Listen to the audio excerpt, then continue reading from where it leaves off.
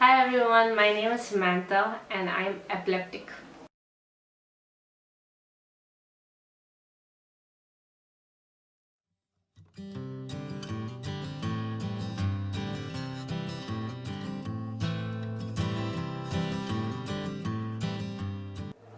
So today I thought I will discuss with you what epilepsy is, what a seizure is, types of seizures, types of epilepsy that is, and what you can do if you have epilepsy to prevent yourself from getting epilepsy, and what others can do to help you in case they see you having epilepsy or having a seizure. uh, what others can do to help you.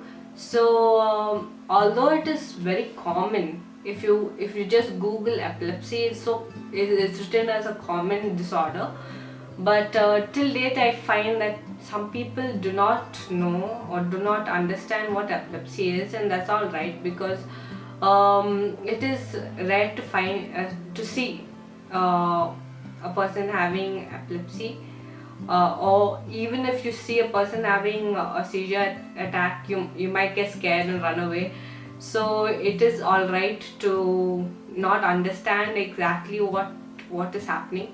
So that's what I want to talk to you about, because I've been having epilepsy for the past 12 years, and I wanted to share some certain things that I would like other people to know, and how I would like to help someone who has epilepsy to prevent it from coming. So based on my 12 years and my 12 years of having epilepsy, and based on certain researches that I did, I'm going to talk to you about that, and I have it all written over here so I don't miss a point.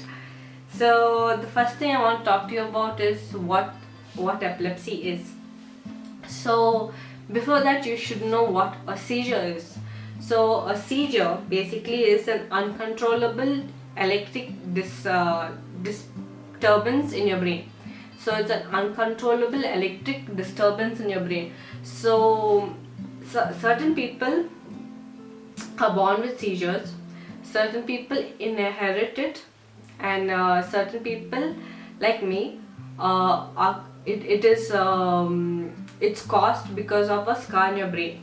So I had an operation when I was 7 years old, where due to a blood clot which caused a scar in my brain. So because of the scar in my brain, when I hit puberty, around not puberty, sorry, when I was around 17 years old, which is normally the time when all these things show up according to the doctors. So because of that, and I was stressed over my exams. Because of stress, and also because of the timing according to the doctors, it's not exactly fully because of my stress. It had to happen basically because I had a scar in my brain. So due to that, I had my first attack of seizures. So in my case, it's coming only from the scar in my brain, only from that area, which is on my left side. It's coming only from that area. So the doctors know it is due to the scar in my brain. So, but for certain people, it can be coming from different areas from your brain. It can be coming from your left and right brain. It can be coming from any particular area of your brain. So yeah, so when a person gets a seizure for the first time, it is all right, because all you have to do is go to a neurologist, because only a neurologist will be able to figure out exactly from which area of your brain it is happening, and they'll be able to guide you. Google the best neurologist, my advice. Google the best neurologist you can in your area, and go to that neurologist. They might ask you to take a MRI. It's alright, that's normal, and they'll diagnose from which area and which place it is coming. Now, when you are diagnosed for the first time, do not get scared, do not get stressed out over it, because um, most of the time when a person gets seizures for the first time, they usually give you a tablet for about 3 months, in some cases for a month, and after that they take the tablet off. You don't have to take the medication anymore. And as long as you're not stressed, or as long as you don't hit certain trigger points, which I'll be talking to you about, as long as you do that, you will not get seizures. So you're all right after that. But in certain cases, the seizures reoccur because of other factors. May not be. In my case, it reoccurred because of the scar in my brain. But so it's not bad or taboo to talk about all these things, because people should know about these things. People should be aware about these things. So that's why I'm talking to you about it. And yeah, so it can reoccur, and it is not their fault. So once it reoccurs, it's known as epilepsy. So if you have it only once, it's known as seizures. And you have it once, they give you medication, it stops, and you don't get it anymore. It was one attack of seizure, and that's it. And you're fine. You're not normal. You're fine. You're all right after that. But if it keeps reoccurring, and if your medication is increased, and if you keep getting epilepsy, seizures all the time, that is known as epilepsy. That is because of extra electric discharge in your brain, and because of that, it is causing your seizures to reoccur. So when that happens, the doctors have to do more study, and when it comes to your brain, it is very complex. Every doctor cannot, what they diagnose for one person, they cannot do it for the other person. So it is a trial and error kind of a thing, situation. But along the line, you might find a dose of medication which will help you reduce your seizures. And there's still hope, because if you're taking your medication, you're not hitting your trigger points, and your seizures are getting the span in between your seizures is elongating. Like if you get a seizure in 1 month, and you used to get it every month, and now it is like the gap in between is increased to like 2-3 months, then it's good. Because if you don't get seizures for about 2 to 3 years, they can decrease your medication also. But if you still get seizures, they have to increase your medication. That is the only problem. But still, you can live your normal life. The next thing I want to talk to you about is types of seizures. There's generalized seizure, there's partial seizure. Generalized seizure is usually caused by neurological activities from both sides of your brain. And a partial seizure is when you don't get blacked out, basically. So I used to get generalized seizures, where I get seizures, and it causes frothing in your mouth, and you collapse, and you don't have control of your body. Your entire body shakes, and it's actually more scary to a person who's watching this happen than to the person who's having it. Because when the person is having it, you don't have control over anything that's happening in your body. Yes, there's pain, and you black out. And I used to black out and then wake up after, first time I think I woke up after 20 minutes. And the time varies, and each episode, each seizure is different. So and then what happens is, so you basically froth, and you black out, and you wake up after some time. So that is like how the generalized seizures were for me.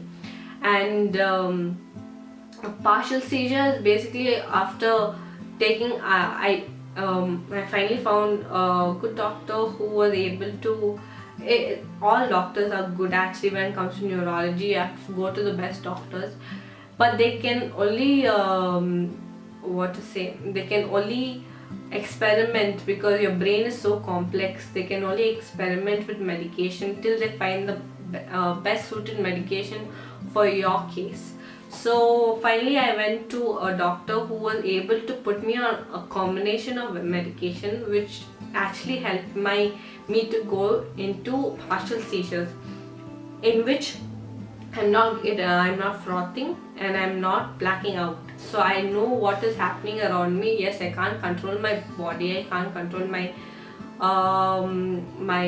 seizure from happening, but I can control by knowing I'm still awake and I know what is happening around me. And there are many more seizures. It's not only so it doesn't have to be so huge for you to know that it's a seizure. So certain people, their legs, they may be walking and their legs is like, it feels like the leg is in concrete and you can't move. That's also seizure. Certain people, their hand, your fist gets tight and you're not able to release it for some time. That's also a seizure.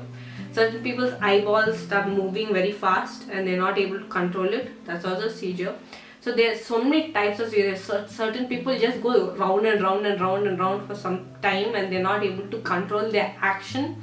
That's also a seizure.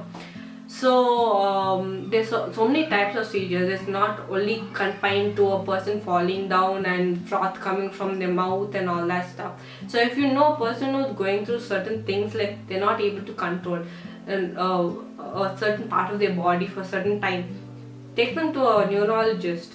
Find out what it is. It's basically your brain electricity in your brain is causing that part of the body to do certain things and you're not able to control it. So it is not their fault. It is not certain people, their hands just go up. They might be drinking a cup of tea and they just fling the cup of tea and they're not able to control that action. That's also neurological. So you have to go to a neurologist and find out exactly what is happening before anything else. So find the best neurologist, and that's the first step you have to take. So so the third thing that I want to talk to you about is what can you do about it by yourself. So if you're a person who's having seizures, you're a person who has epilepsy, try to stay away from the trigger points. So the main trigger points is not getting proper sleep. Make a pattern basically. Try to get into a routine. Try to go to sleep around 10 o'clock and get up at 6. You get 7 hours sleep. Or if you're a person who is not able to do that, if you're going to sleep at 12 o'clock, try to sleep at least 8. Till at least 8. So that try to get 7 hours sleep. Depends on the amount of seizures you're getting. If you're getting more, the seizures like very frequent, try to sleep more. And sleep plays a very important role, and sleeping is not only anytime. You have to sleep in the night, because sleeping during the day doesn't work. I don't know why, but it doesn't work, because I was in a company where I had to do a shift one night. I think 2 weeks later, I got 3 seizures continuously, and it was generalized seizures, and it took me about 2 months to recover from it. So if you're getting generalized seizures, be careful of it, and try not to do these, not to hit these trigger points. And because I didn't sleep for one night, I got 3 attacks of generalized seizures. I learned how to relax.